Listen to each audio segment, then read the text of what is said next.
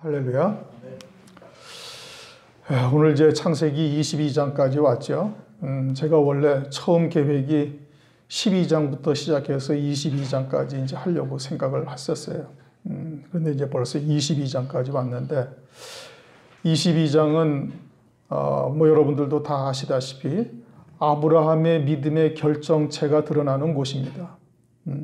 그러니까 그리스도인이라는 것은 믿음이라는 단어를 떠나서는 살 수가 없죠. 그렇죠? 믿음에서 시작해서 믿음으로 살다가 믿음으로 가는 자가 그리스도인이거든요. 그런데 그럼 과연 믿음이라는 것이 무엇이냐? 여기에 대해서 이제 여러 가지 얘기들이 있을 수가 있다 이겁니다. 무엇이 믿음이냐? 어떻게 사는 것이 믿음으로 사는 것이냐? 그 믿음의 또 주체는 무엇이냐? 뭐 기타 등등 여러 가지의 이제 우리가 깊이 상고할 부분들이 있지만, 어쨌든 아브라함은 믿는 모든 자의 조상이다. 로마서 4장 11절을 보면 그렇게 말씀하고 있어요. 믿는 모든 자의 조상. 그렇게 믿음이라는 것은 아브라함을 통해서 우리가 무엇이 믿음이다라는 것을 아브라함을 통해서 딱 볼 수가 있는 거예요. 그에게 믿음의 모든 것이 다 들어있다 이겁니다. 그러면서 이제 오늘 창세기 22장 오늘 이제 시작을 하는데, 이제 22장이 말씀을 통해서 과연 믿음이라는 것이 무엇인지를 우리가 잘 깨닫고, 나도 그와 같은 아브라함과 같은 믿음, 그리고 다윗과 같은 믿음에 이르러야 예수 그리스도의 그 세계에 들어갈 수가 있는 거예요. 그냥 아무나 다 예수 믿으면은 다 그와 같은 그리스도의 신부 어린 양의 아내가 된다, 또는 뭐 주의 재림을 맞이할 수 있다. 그것이 절대 아니다 이겁니다. 아브라함과 같은 믿음, 다윗과 같은 믿음이 있어야만 마태복음 1장 1절부터 펼쳐지는 그 세계를 들어갈 수가 있는 거예요. 그러니까 아브라함의 믿음이 무엇인가 우리가 잘 깨닫고, 또 내 신앙은 과연 또 어떠한가 돌아보면서 우리가 그러한 믿음으로 이제 달려나갈 수가 있어야 되는 것이죠. 1절을 보니까 그 일 후에 하나님이 아브라함을 시험하시려고, 그 일이라는 것은 에셀나무를 심은 후인 겁니다. 에셀나무를 심은 후에 블레셋 지방에서 지냈다. 34절 21장 그렇게 말씀하고 있죠. 33절에 에셀나무를 심고 영생하신 하나님 여호와 이름을 불렀으며 그가 블레셋 족속의 땅에서 여러 날을 지내었더라. 에셀나무가 뭐라고 그랬어요? 에셀나무는 상수리 나무하고 다릅니다. 창세기 12장이나 창세기 18장을 보면 아브라함이 상수리 나무 아래서 하나님 앞에 제단을 쌓고 하나님의 이름을 찬양하고 거기서 예배를 드려요. 상수리 나무는 여러분들이 아는 그 도토리 나무입니다. 도토리 나무, 참나무라고 그러죠. 그 상수리 나무예요. 그것은 봄철, 여름철 되면 이파리가 쫙 폈고 열매를 맺다가 가을철 되면 이파리가 다 떨어지고 겨울이면은 죽은 나무처럼 되는 거예요. 근데 에셀나무는 지난번에 말씀드린 것처럼 땅속으로 막 30m 이상 뿌리를 내려가지고 어떠한 가뭄에도 그냥 항상 푸르름을 유지하는 거예요. 그러니까 땅에 깊이 뿌리를 내려서 항상 수분을 끌어올리니까 뭐 1년 동안 비가 안 와도 그냥 푸르름을 항상 유지한다 이겁니다. 아브라함의 신앙이 상수리 나무에서 하나님의 이름을 불렀다가 지금은 어떻게 된 거예요? 에셀나무 아래에서 지금 하나님의 이름을 부르고 에셀나무와 같은 신앙으로 되었다 이 뜻인 겁니다. 예전에는 기쁜 일이 있으면 막 좋아한 거예요. 여름철에 이파리가 무성했던 것처럼. 그러다가 막 그냥 고난이나 환난이나 닥치면 주저앉고 마치 죽은 고목나무처럼 이러한 신앙이었는데, 지금은 그 어떠한 환경 가운데서도 흔들리지 않냐고 항상 푸르름을 자랑한다. 고난 가운데서도 하나님을 찬양하고 하나님의 기쁘신 뜻이 무엇인지를 깨닫고 하나님의 뜻을 이루기를 위해서 오히려 믿음으로 더 가까이 나가는 이와 같은 믿음의 자리에 섰다. 거기에다가 주변에 누가 있어요? 블레셋, 이방 사람들이 있어요. 그러니까 이방 사람들이 조롱하죠. 뭐 예수를 믿으면서도 그렇게 그냥 왜골수로 믿냐? 아니 예수 믿으면서도 복 받고 예수 믿으면서도 좀 영악하게 요리조리 피해가면서 좀 세상 복도 받고 즐기기도 하면서 이렇게 살아야지. 그 어떻게 이렇게 고지식하냐? 뭐 별의별 모함과 또는 조롱과 또는 수치와 여러 가지를 겪고 있다 이겁니다. 그게 블레셋 지방에서 여러 날을 살았다 이 뜻이에요. 그런데도 거기서도 어떻게 하는 거예요? 에셀나무처럼 뿌리를 깊이 내리고 저 전혀 그런 거에 흔들리지 아니하며 하나님을 찬양하고 믿음으로 살고 있는 아브라함이다. 그게 이 일 후에 요 뜻입니다. 그러니까 그때 어떻게 하나님이 시험을 하신다는 거예요. 아니 그 에셀나무를 심고 30m 이상 뿌리를 깊이 내려서 그냥 사시사철 푸르름을 자랑하는 것, 사시사철 어떠한 겨울철에도 혹한에도 하나님을 찬양하고 그 뜨거운 떼약볕 밑에서도 하나님을 찬양하고 늘 감사하며 믿음으로 살고 있는데, 그런데 하나님이 어떻게 한다는 거예요? 시험을 하신다 이겁니다. 우리가 믿음이 아주 약할 때는요, 하나님도 시험 안 하셔요. 왜? 그 간장종지만한 믿음이 있는데 하나님께서 시험하시다 획 뒤집어 버리면은 그러면 안 되니까 감당할 만한 때에 하나님이 시험을 주시는 겁니다. 그래서 고린도전서 10장 11절에 뭐라고 해요? 너희가 감당할 만한 시험 외에 당한 것이 없고 시험 또한 당할 즈음에 하나님께서 또한 피할 길을 내셔서 능히 너희로 감당할 수 있게 하신다 이 뜻이죠. 그러니까 우리가 하나님 앞에서 시험을 겪고 있다, 당하고 있다, 뭔가 연단이 오고 나는 믿음으로 살고자 하는데 그냥 고난 또는 일이 풀리지 않냐고 점점 더 어려움 쪽으로 가고 있다. 하나님이 시험하시는 겁니다. 그건 내가 그만한 믿음이 지금 되었다는 증거이기도 하고, 하나님께서 왜 아브라함을 시험하셔요? 획 뒤집어가지고 꼬꾸라지게 만들려고 간장종지만한 믿음에다가 확 뒤집어가지고 그냥 픽 튕겨져 나가게 하시려고 하나님이 시험하십니까? 아니요. 하나님은 우리를 시험하셔서 온전케 하시기 위해서 시험하시는 거예요. 요한복음 6장에도 보면 주님께서 빌립을 시험하시려고 물어봐요. 사람들이 말씀을 딱 듣고 있는데, 이제 시간도 오래되고 저 사람들한테 시장하고 밥도 먹어야 되겠어요. 그러니까 빌립에게 얘들아, 빌립아, 이 사람들을 좀 먹여야 되겠는데 어떻게 하면 되겠느냐? 빌립한테 주님께서 물으시니까 빌립이 덜크덕 대답하는 거예요. 200데나리온의 떡이 있더라도 좀 부족하겠나이다. 그런데 빌립을 보면은 빌립이 하나님의 말씀을 잘 알고 있는 사람이에요. 안드레에게 전할 때 모세와 선지자의 글에 예언된 그분을 내가 만났는데 나사렛 예수더라. 그러니까 모세의 글을 안 되는 거예요? 못 되는 게? 안 되는 거예요. 선지자의 글을 안 되는 거예요? 모른다는 거예요? 알고 있단 말씀이에요. 그러면서 이 나사렛 예수가 그리스도요 하나님의 아들이시라고 자랑을 하고 있었단 말이에요. 증거했단 말씀이죠. 그러면은 열왕기하 4장을 보면은 엘리사 때에 보리떡 20개로 선지생도 100명을 먹이고도 남은 이적이 성경에 기록되어져 있어요. 하나님께서 그와 같은 이적을 베푸신 것이죠. 보리떡 20개 요만한 거 20개로 100명이 넘는 사람들을 다 선지생들을 먹이고도 남은 이적을 베푸신 하나님이라는 것을 알아요, 몰라요? 알고 있단 말씀이에요. 알고 있는데도 막상 예수님이 딱 물어보니까 그 전능하신 하나님이라는 것을 믿지 못하고 있는 거예요. 그래가지고서는 언뜻 대답한 것이 아이고 200데나리온의 떡이 있어도 주님 부족합니다. 뭐라고 대답해야 되는데?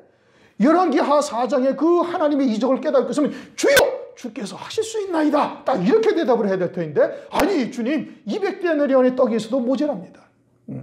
그러한 빌립에게 주님께서 오병이어의 이적을 베푸셔서 온전한 믿음으로 세우시는 일을 하셨단 말씀이에요. 마찬가지로 아브라함을 시험하시는 이유가 뭐예요? 아브라함에게 뭔가 지금 부족한 것이 있는 거예요. 그것을 하나님께서 온전케 하시려고 지금 시험하신다 이겁니다. 하나님이 시험하셔요? 안 하십니까? 시험하신다니까요. 그럼 마귀도 시험해요? 안 해요? 마귀도 시험하는 거예요. 근데 마귀는 어떻게 하려고 시험하는 거예요? 우리를 실족시키고 넘어뜨리고 그래서 하나님에게서 영원히 떠나서 멸망의 길로 갈 수 있도록 우리를 시험하고 유혹하고 미혹하고 실족해 하는 일을 하는 거예요. 그러면 마귀에게 시험을 왜 당해요? 야고보서를 보십시다. 히브리서 다음에 야고보서 있죠? 야고보서 1장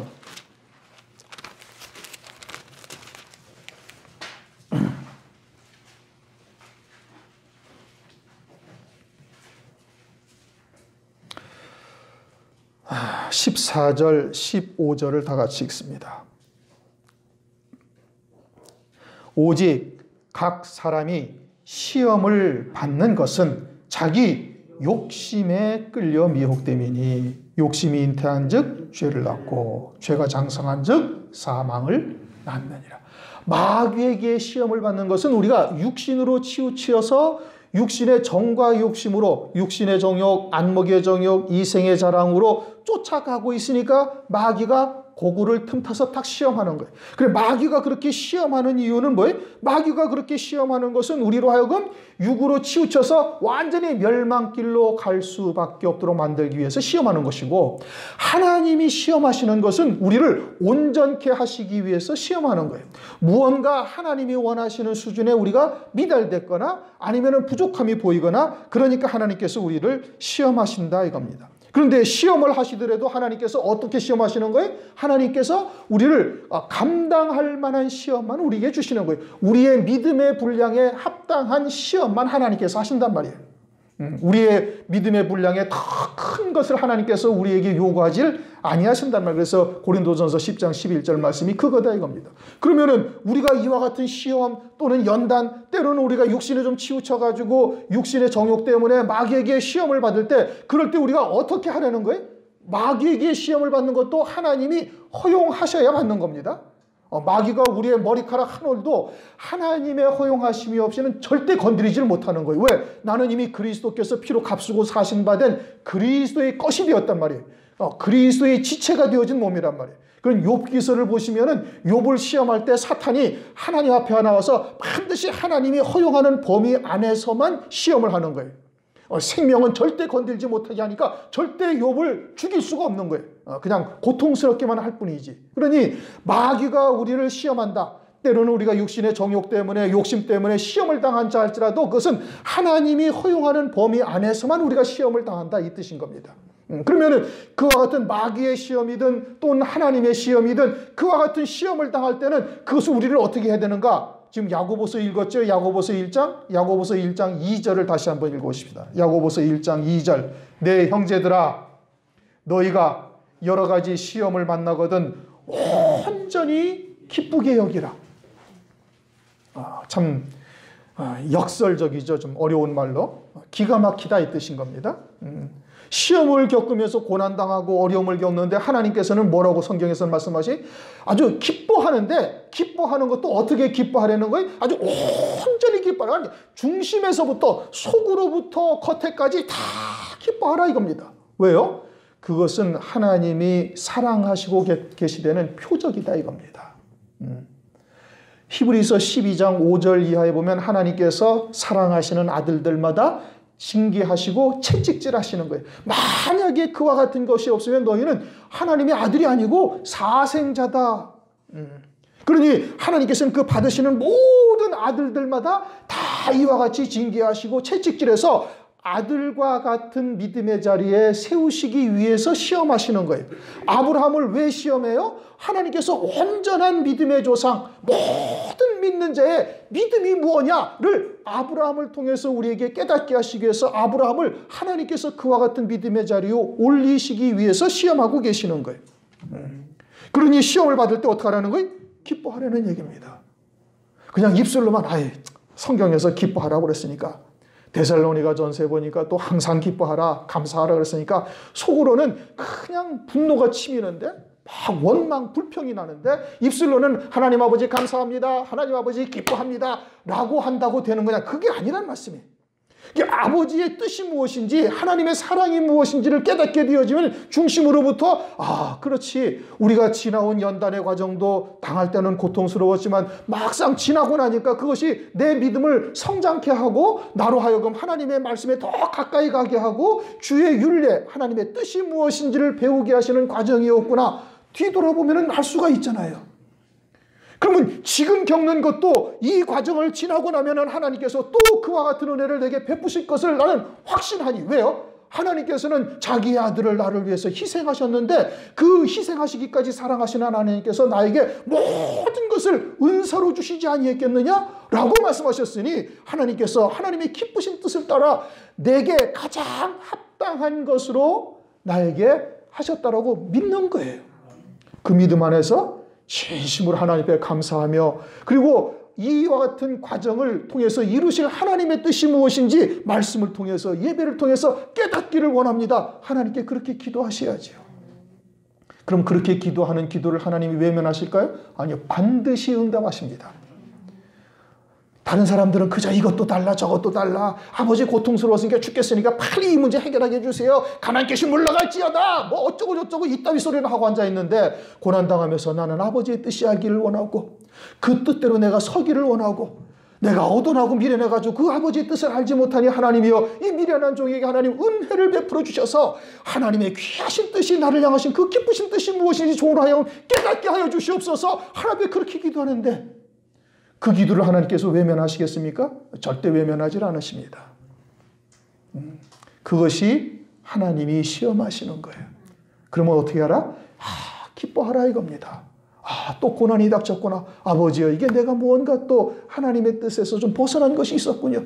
아버지여, 주님의 뜻을 깨닫게 하시옵소서. 그러면서 말씀을 보고, 그래도 이해가 안 되면은 금식을 하면서라도 말씀을 보고 예배에 참석하고, 안 나오던 새벽 기도라도 나와가지고 주여 하면서 좀 부르짖기라도 하고, 그렇게 하나님께 매어 달리면 하나님이 보시기 얼마나 갸륵하겠느냐고요. 우리가 부모가 돼서 자식을 낳잖아요. 그렇죠? 이게 아주 나쁜 녀석이 돼가지고는 그냥 청개구리처럼 하다가도 어느 날 갑자기 깨닫고, 엄마, 아버지, 내가 참 그동안 잘못 살았네요. 아버지를 참 가슴 아프게 하고 엄마를 그렇게 했어요. 미안해요. 이제부터는 엄마, 아버지 뜻대로 내가 살아갈게 하면서 돌아오면은 이제까지의 지었던 모든 죄가 눈 녹듯이 사라지고 그냥 끌어안고 울 거 아니겠습니까, 여러분? 그리고서는 해달라고 하지 않아도 더 좋은 것을 주려고 부모 마음이 그렇잖아요. 아버지의 마음이 그러신 거예요, 여러분. 우리 육신의 부모를 통해서 하나님 아버지의 중심이 어떠하신지를 깨닫게 하시기 위해서 하나님께서 육신을 통해서 자식들을 낳게 하신 거예요. 그냥 길바닥에 돌들로도 아브라함이 자식을 만들 수가 있다니까. 그런데 왜 굳이 남자와 여자를 만드시고 서로 결혼하게 해서 자식을 낳게 하고, 자식을 낳아가면서 그를 사랑할 수밖에 없게 만들고, 그냥 내리사랑이라고 그러잖아요. 그냥 내리사랑이잖아요. 그냥 무조건 사랑하는 거예요. 감옥에 갔다 와도 사랑하고 살해를 해도 사랑하고, 그래도 지 자식이란 말씀이에요. 그래도 사랑하는 거예요. 그러다가도 어느 날 갑자기 회개하고 돌이키면은 그냥 끌어안고 버선발로 맞이하고, 그러는 것이 아버지의 사랑이고 어머니의 사랑이에요. 아버지께서 그러신단 말씀입니다. 시험 당할 때 시험 들지 마시고 기뻐하시며 하나님의 뜻을 구하시며, 아버지의 뜻이 무엇인지 모르면 금식이라도 하시며 부르짖으셔요. 새벽에 기도하셔요. 아니면 철야에도 나와서 밤에라도 기도하시고, 하나님 아버지 나 좀 살려달라고, 내가 아버지 앞에 무엇을 원하시, 하나님의 뜻이 무엇인지 그것을 구하셔야 되는 것이지요. 그렇게 부르시니까 그를 부르시되 아브라함아 하시니 그가 가로되 내가 여기 있나이다. 어떤 아브라함을 불러요? 에셀나무를 신고 있는 아브라함. 에셀나무와 같은 그 믿음에 서 있는 아브라함을 부르니까 아브라함이 내가 여기 있나이다. 고스란히 그것을 받겠다 이 뜻인 겁니다. 우리에게 다가오는 시험을 피하려고 요리 갔다 저리 갔다 뺀돌뺀돌 하면은 하나님께서 더 큰 것을 갖다가 주셔요. 그냥 하나님이 딱 주시면은 그대로 믿음으로 받는 것이 최선의 방법이다 이겁니다. 2절 여호와께서 가라사대 내 아들 내 2절을 우리 다 같이 한번 읽어봅시다. 시작. 여호와께서 가라사대 네 아들 네 사랑하는 독자 이삭을 데리고 모리아 땅으로 가서 내가 네게 지시하는 한 산 거기서 그를 번제로 드리라. 하나님이 왜 아브라함을 시험하시는지 2절에 나와 있어요. 아브라함이 낳은 아들은 자기의 힘으로 낳은 아들이 아니라 하나님의 언약의 말씀을 믿는 믿음으로 하나님이 아브라함을 통해서 하나님의 아들로 낳으신 거예요. 그렇죠? 아브라함이 죽은 자가 되었고 사라도 고목나무가 되었는데, 그런데 낳게 하신 것은 하나님의 능력으로 낳으신 하나님의 아들이란 말이에요. 그러면 하나님의 아들로 데리고서 길러야 되는데, 그런데 이게 100세나 되어서 아들을 낳았으니 얼마나 귀하겠어요. 어떤 목사님이 저한테 그럽디다. 손자를 딱 낳아보니까 사람 사는 맛이 난다는 거예요. 우리 아들놈은 그런데도 아직도 장가도 못 가가지고 지금도 다른 사람들은 손자가 너덧씩 되는데 저는 아직도 뭐 그런 것도 보지도 못하면서 체감을 못하고 있어요. 그런데 다른 사람들이 그럽디다. 어떤 목사님이 김 목사 손자를 낳아봐. 이야, 사람 사는 맛이 딱 생겨. 100세의 아들을 낳았으니 얼마나 소중하겠어요. 그냥 우리 세속적인 말로 눈에 넣어도 아프지 아니할 그러한 아들이었단 말이에요.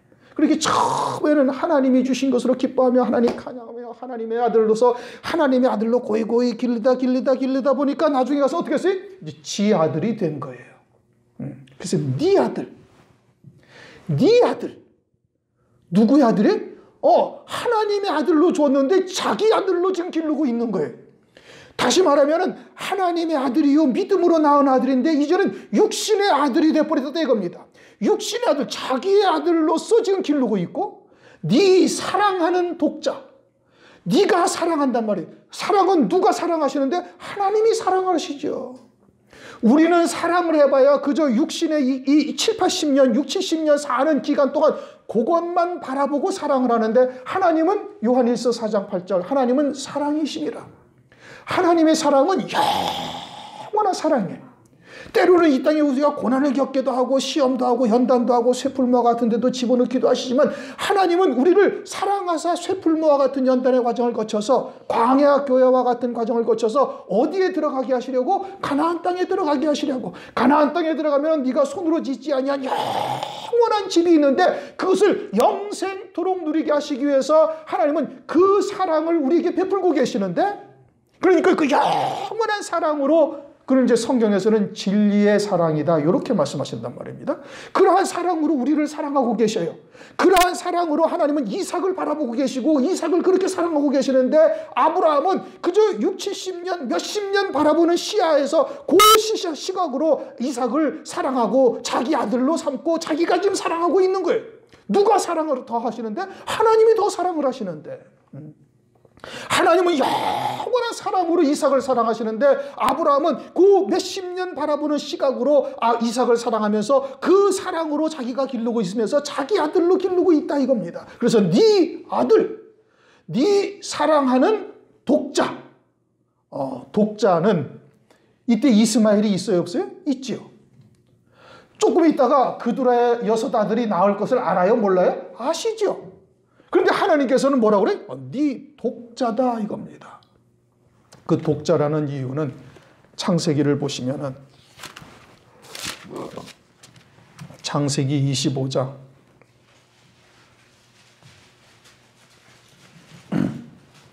창세기 25장 5절 5절 6절을 읽습니다. 아브라함이 이삭에게 자기 모든 소유를 주었고 자기 서자들에게도 재물을 주어 자기 생전에 그들로 자기 아들 이삭을 떠나 동방 곧 동국에 가게 하였더라. 문자적으로 보면은 모순입니다. 그렇죠? 이삭에게 모든 소유를 주었대. 그리고는 또 그두라의 6 아들에게도 또 재물을 주었다는 거예요. 아니면 그럼 이삭에게 모든 소유를 준 게 아니지요. 그렇잖아요. 그런데 이삭에게는 모든 소유를 주었다고 그러고 그두라의 6 아들에게도 재물을 주었다. 그러면은 이삭에게 준 것이 무엇이냐? 그것은 하나님 아버지로부터 약속받은 언약의 말씀, 하늘의 기업을 그 하늘에 속한 모든 기업을 이삭에게만 주었다 이 뜻인 겁니다. 재물을 주었다는 뜻이 아니에요. 영적인 의미를 담고 있는 것이지요. 하나님이 아브라함을 가나안 땅으로 가게 하셔서 가나안 땅에 막상 딱 이르고 보니까 가나안 땅이 실제 하나님이 주시는 땅이 아니고 가나안 땅에 딱 이르러서 무엇을 바라봤어요?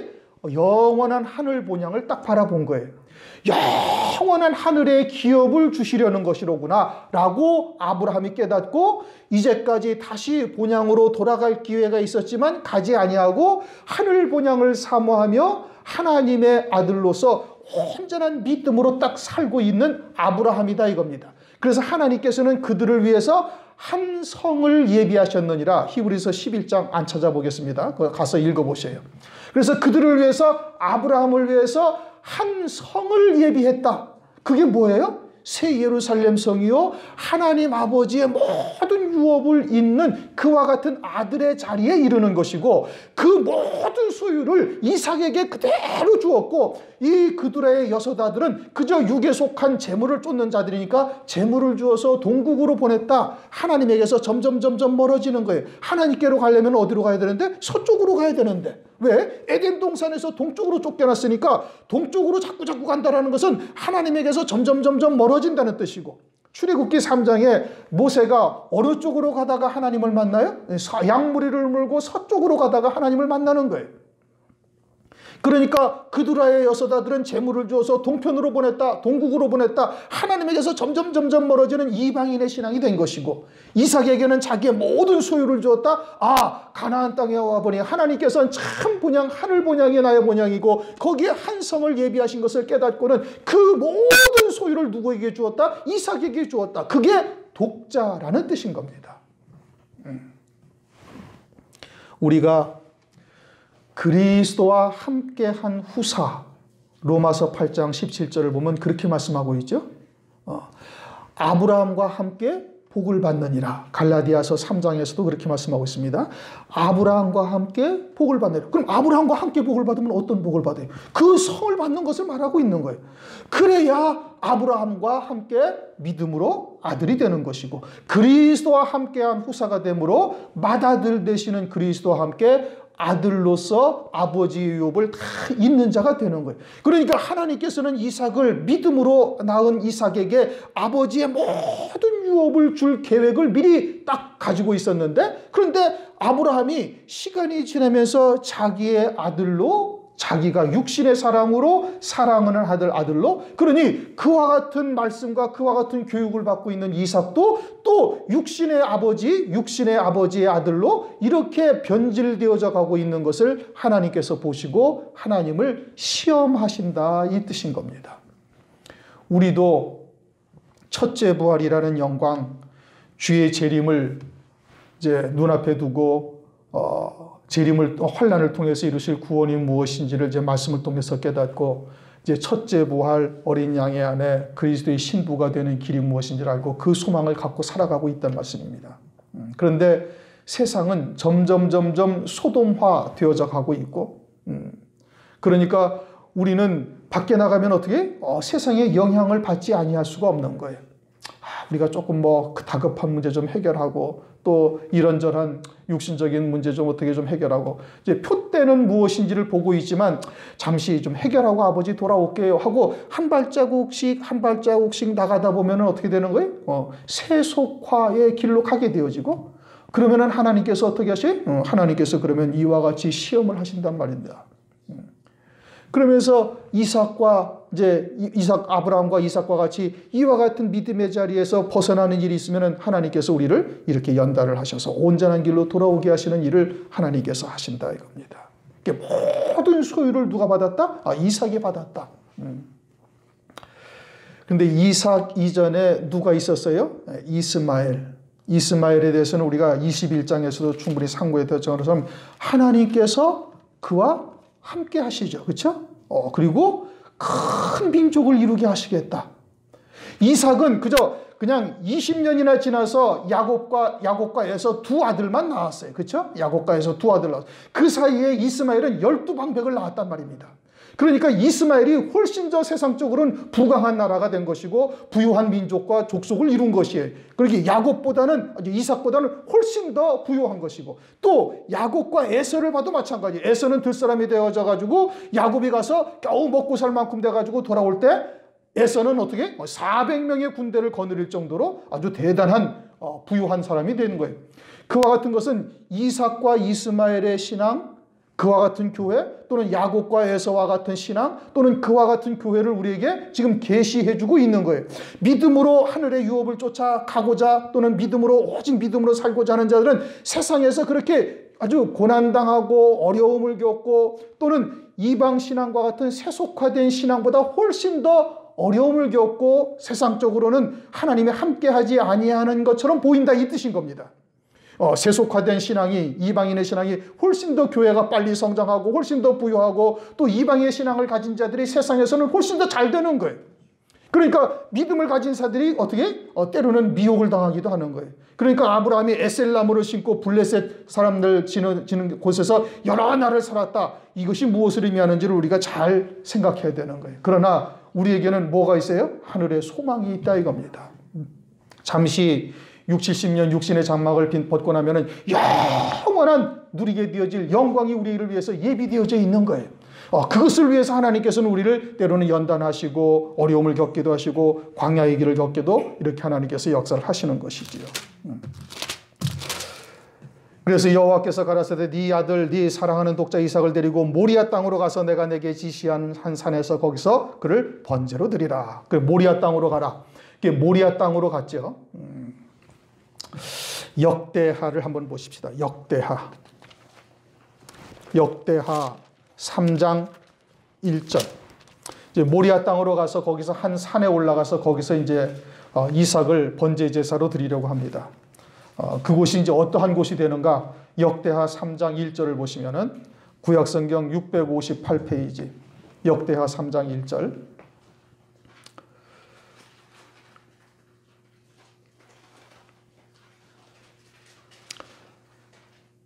다 같이 읽습니다. 솔로몬이 예루살렘 모리아 산에 여호와의 전 건축하기를 시작하니 그곳은 전에 여호와께서 그 아비 다윗에게 나타나신 곳이요 여부스 사람 오르난의 타작마당에 다윗이 정한 곳이더라.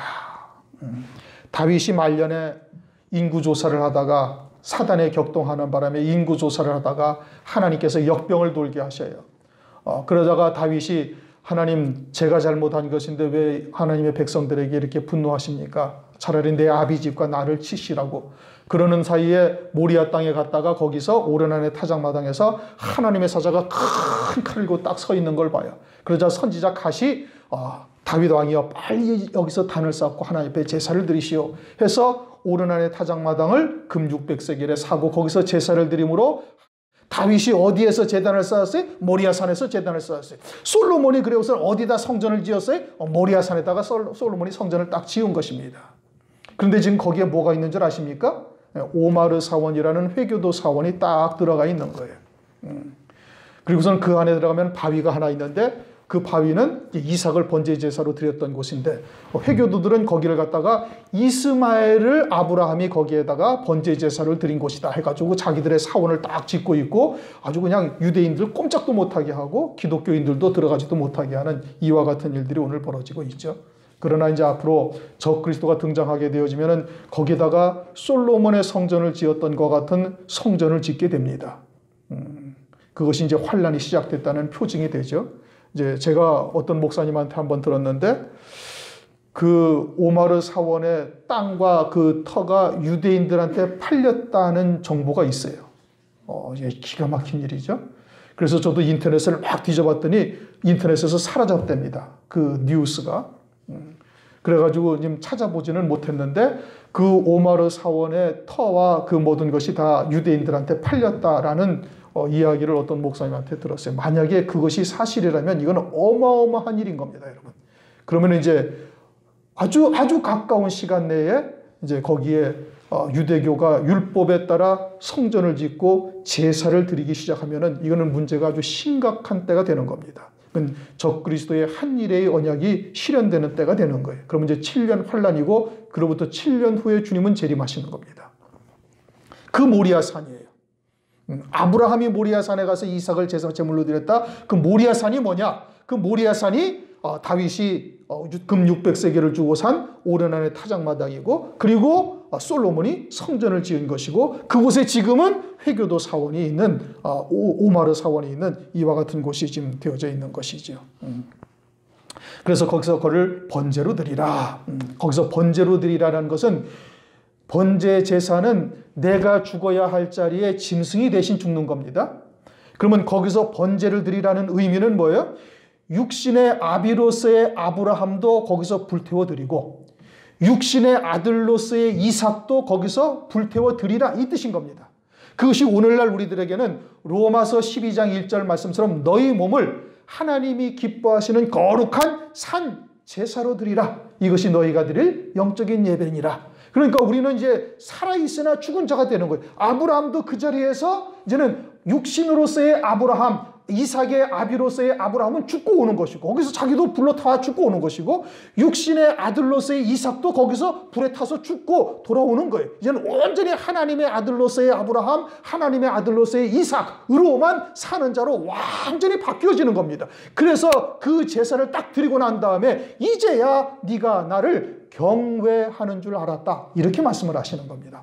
온전한 하나님의 사람으로 되어진 것이죠. 3절 시간이 좀 많이 되었습니다. 3절 아브라함이 아침에 일찍 일어나, 아침에 일찍 일어났다. 이제 아브라함의 진면목을 우리에게 보여주시는 겁니다. 아브라함의 신앙이 어떠하냐? 이제 이것을 일반적으로 주석에서나 또는 일반적으로 어떻게 해석하는가 하니, 아브라함의 순종이 너무 대단하다. 독자 이삭, 그것도 100세나 나와서 5, 6년, 17년 동안이나 길렀던 이삭을 갖다가 불로 태우라 하니까 그냥 하나님의 말씀에 순종했다. 그래서 아브라함의 믿음이 대단하다. 이 잘못된 겁니다. 심각하게 잘못된 겁니다. 아주 인본적인 사상, 사람 중심의 신앙으로 완전히 하나님의 말씀을 바꿔버린 거예요. 아브라함이 대단한 것이 아니고, 아브라함이 위대한 것이 아니고 하나님이 위대하신 것이지 어떻게 아브라함이 대단해요. 마태복음 23장을 한번 보십시다. 이거는 여러분들이 확실하게 깨닫고 가셔야 돼요. 마태복음 23장 29절.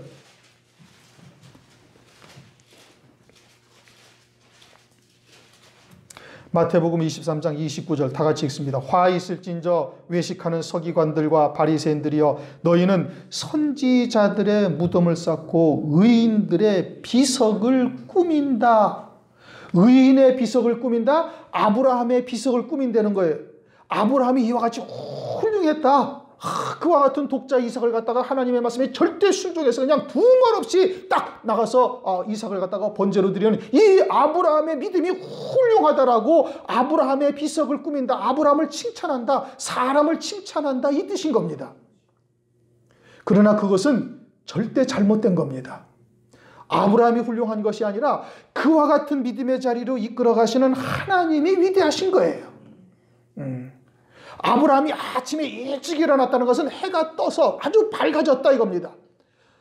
그러면 밤에 잠을 쿨쿨 자다가 아침에 빨딱 일어나가지고 해가 떴으니까 야 가자 그러고서 이삭과 사환 둘을 데리고 이렇게 갔습니까? 아니요, 그게 아니지. 어떻게 100세에 나와서 16, 7년 동안 길렀던 아들, 눈에 넣어도 아프지 않을 아들을 갖다가 번제 제사로 드리라는데 어떻게 편히 잠을 잘 수가 있겠어요? 통곡하며 기도하며 부르짖어 기도하며 철야하며 기도했다 이겁니다. 기도 안 했겠어요? 아니 하나님 아버지 주실 때는 언제고 이제 와서 아들을 갖다가 번제로 드리라니, 아니 이게 도대체 무슨 일입니까? 뭐가 잘못됐습니까? 뭐 하면서 하나님 앞에 얼마나 간절하게 얼마나 기도를 했겠어요. 그런데 그러한 아브라함에게 하나님께서 말씀을 딱 생각나게 하신 거예요. 네 자식은, 네 후손은 반드시 이삭으로 말미암으리라는 하나님의 약속의 말씀이 딱 생각났다 이겁니다. 하나님께서 그 말씀으로 임하신 거예요. 권면하셨다. 사라를 권면했다라는 것이 뭐라고요? 말씀이 임했다 이 뜻인 겁니다. 아브라함에게 하나님이 권면하신 거예요. 그래 말씀으로 하나님이 찾아오신 거예요. 그를 히브리서에서 뭐라고 말씀하고 있는 거 아니에요? 히브리서 11장을 한번 보십시다. 히브리서 11장 18절. 제가 성경을 바꿔놨더니 찾기가 아주 망해. 히브리서 11장 18절 19절을 다 같이 읽습니다. 시작. 저에게 이미 말씀하시기를 네 자손이라 칭할 자는 이삭으로 말미암으리라 하셨으니 저가 하나님이 능히 죽은 자 가운데서 다시 살리실 줄로 생각한지라. 비유컨대 죽은 자 가운데서 도로 받은 것이니라. 부활로 받았다 이 뜻인 겁니다. 하나님의 말씀이 딱 와서 꽂힌 거예요. 언제? 기도하면서 도대체 하나님 어쩌려고 주실 때는 언제고 데려가시겠다니요. 그것도 불로 살라서 번제 제사로 칼로 점여가지고 다 불살라 드리라 하시니 하나님 이게 도대체 무슨 뜻입니까? 라면서 막 울고불고 하나님께 기도할 때 하나님의 말씀이 확 와서 꽂힌 거예요. 네 후손은 반드시 이삭으로 말미암으리라. 그리고는 하나님이 살아계심을 체험했어요, 못했어요? 알았더니 자기 몸이 죽은 것 같은 것과 살아야 죽은 것 같음에도 불구하고 하나님의 말씀이 우리에게 임하서 명년 임한 때 네게 아들이 있으리라 하신 말씀대로 아들이 나온 것을 체험했으니 이제도 반드시 하나님께서 비록 다 불살라 죄가 됐을지라도 죄 가운데서도 하나님께서 일으키실 전능하신 하나님께서 일으키셔서 반드시 이삭으로 말미암아 후손으로 삼으리라는 확신이 딱 드는 거예요. 그래서 빛이 들어왔다. 햇빛이 쫙 들어온 거예요. 아침에 일찍이 일어나서 아들을 딱 데리고 갔다 이 뜻인 겁니다. 빛이 임한 거예요. 그러면은 아브라함이 위대한 거예요. 아브라함이 훌륭한 거예요. 하나님이 위대하신 거예요. 하나님이 위대하신 것이죠. 그 아브라함에게 하나님께서 말씀의 빛을 비추셔서 그 말씀에 붙들려 가는 자가 딱 된 겁니다.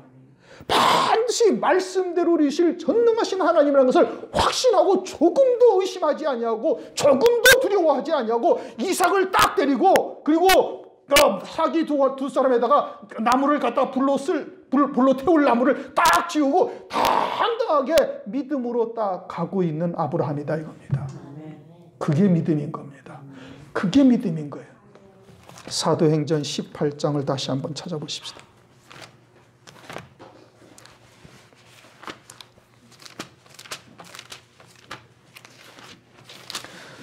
사도행전 18장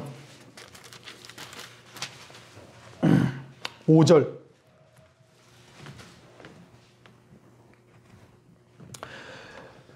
실라와 디모데가 마게도냐로서 내려오매 바울이 하나님의 말씀에 붙잡혀 유대인들에게 예수는 그리스도라 밝히 증거하니 유대인들에게 예수를 그리스도라 증거하면 어떻게? 돌에 맞아 죽는단 말이에요. 그럼에도 불구하고 말씀에 붙들려 증거하고 있다. 요게 믿음으로 사는 자인 거예요. 하나님의 말씀에 믿음으로 화합한 자다 이겁니다. 히브리서 4장 2절 저희가 복음을 들은 자에나 저희들에게 그것이 유익되지 못한 것은 하나님의 말씀에 믿음으로 화합치 아니함이라. 이 믿음으로 하나가 되어져서 말씀이 내 생각과 내 지식과 내 이성 또는 세상적인 논리를 다 내려놓게 하고 하나님의 말씀에 딱 이끌려가는 거예요. 이게 믿음으로 사는 거예요. 그게 믿음인 겁니다. 내가 말씀을 부여잡는 것과 말씀에 이끌림 받는 것은 천지 차이인 거예요. 내가 말씀을 부여잡는 것은 신앙생활의 주체가 내가 되어져서 내 육신으로 내 생각으로 내 이성으로 판단해서 아 그렇지 하고 하는 것은 좋지만은 네 이성의 범주에서 벗어나는 것 과학적인 범주에서 벗어나는 것은 믿지를 못한다는 말씀이에요. 그러나 하나님의 말씀에 붙잡힌 자는 그 모든 것을 다 내려놓고 자기의 생각도 다 내려놓고 하나님의 말씀에 이끌려가는 거예요. 이게 믿음으로 사는 자예요. 그러면 자기의 육신의 목숨까지도 버릴 수가 있는 겁니다. 세상의 재물도 다 포기해버릴 수가 있고 내 육신의 목숨도 버릴 수가 있는 거예요. 왜? 그 말씀에 이끌려가는 자가 딱 되어져 있으면. 그러면 하나님께서 뭘 보여주셔요? 이 예비된 영광이 무엇인지를 딱 보여주신 거예요. 스데반 집사처럼. 그렇게 아들을 죽이는 것이 전혀 두렵지 아니한 거예요. 하나님의 말씀에 딱 이끌려가니까. 그러니 아브라함이 훌륭한 것이 아니라 아브라함은 우리와 성적이 똑같아요. 원죄 있는 육신의 몸을 입고 난 남자의 후손이란 말입니다. 내 생각이나 아브라함의 생각이나 다를 바가 하나도 없는 거예요. 그런데 하나님께서 나로 하여금 그와 같이 하나님의 말씀에 꽉 붙잡혀서 요지부동 움직이지도 못하게 하시면서 끌고 가시는 은혜를 베풀어 주시는 거예요. 그게 아침에 일찍 일어났다. 빛이 그에게 쫙 비친 거예요. 말씀의 빛이. 그리고서는 쫙 꽂혀가지고는 확신을 하고 딱 데리고 가고 있다 이 뜻인 겁니다. 오늘은 여기까지만 하십시다. 또 어차피 이어서 할 거니까 우리가 믿음이 무엇인지를 우리가 정확하게 깨달아야 되는 거예요. 그래서 우리가 과연 내가 믿음으로 살고 있는가? 아니면 내가 내 열심으로 하나님을 붙잡아 쫓아가고 있는가? 베드로의 자리에 서 있는가? 그런 것을 우리가 스스로를 돌아보고 속히 이와 같은 믿음의 자리에 이르러야 할 뿐 아니라 그것도 아주 온전한 믿음의 자리에 딱 이르러야 되는 겁니다. 계산하고 이성적으로 생각하고 또 세상적으로 판단하고 이래서는 그건 믿음이 아닌 거예요. 그거는 아직도 내가 행하고 있는 것이고 그렇게 되어지면 절대 환난 날에 승리 못합니다. 그냥 엎어지는 거예요. 아니면은 환난 날에 한때, 두때, 반때 그 환난을 거쳐야만 되는 거예요. 미리 우리에게 말씀을 주시는 이유는 또 미리 하나님께서 환난이 되기 전에 여러 가지 모양으로 각자 연단하시죠. 나름대로 다 연단하시는 겁니다. 목사는 목사대로 연단하시고 성도는 성도대로 연단하시고, 그러나 표대는 어떻게? 표대는 저나 여러분이나 같은 거예요. 그 표대를 향해서 가고 있는 거예요. 그리고서는 속히 우리가 그 길이 무엇인지 안단 말이에요. 광야 40년을 왔다 갔다 하지 아니해도 요단강 앞에 서는 자의 믿음이 무엇인지를 안다면은 그 믿음에 부단히 쫓아가면 되는 것이고, 그리고 그것은 우리의 의지나 내 힘으로 될 수 있는 길이 아니니까 하나님의 도우심을 구해야 되는 거예요. 그래서 기도해야지요. 기도해야 되는 거예요. 그러니까 새벽에 나와서 기도하시고, 주일날은 제발 좀 새벽에 나오셔서 기도하시고, 그래서 하나님 앞에 그 믿음을 달라고 우리가 구할 때 하나님께서 그와 같은 믿음을 구하는 자들을 얼마나 기뻐하시겠어요. 남들은 그냥 먹을 것 달라, 입을 것 달라, 부도마가 달라, 병 낫게 해달라 막 이러는데, 우리는 아버지여, 아버지의 뜻을 내게 이루기 위해서 내게 믿음이 부족함을 우리가 깨닫고 있사오니 그와 같은 믿음을 우리에게 주실 것을 하나님 앞에 구할 때 하나님이 얼마나 보시고 기뻐하시겠습니까? 우리가 그러한 믿음의 자리에 또는 그러한 기도를 할 수 있기를 주님의 이름으로 축원합니다.